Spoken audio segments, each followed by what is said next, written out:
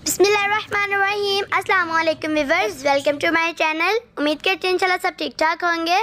आज मैं आप लोगों के साथ रायते की रेसिपी शेयर करने लगी हूँ।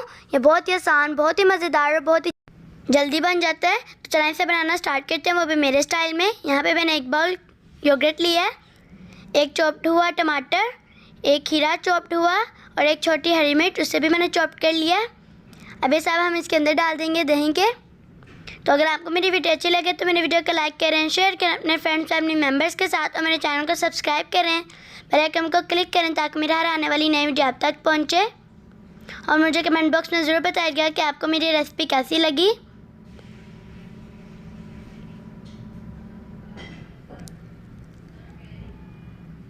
ये मैंने अब सब इसके अंदर डाल दिया है। हाफ़ टी स्पून ज़ीरा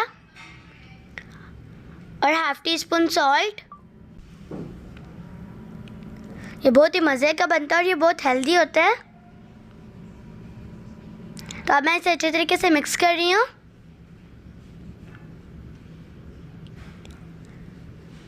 तो देखिए हमारा मज़ेदार सा रायता जो है वो तैयार है। उम्मीद करती हूँ आपको मेरी वीडियो अच्छी लगी होगी। इंशाल्लाह फिर एक नई वीडियो के साथ आऊँगी। तब तक के लिए अल्लाह हाफ़िज़।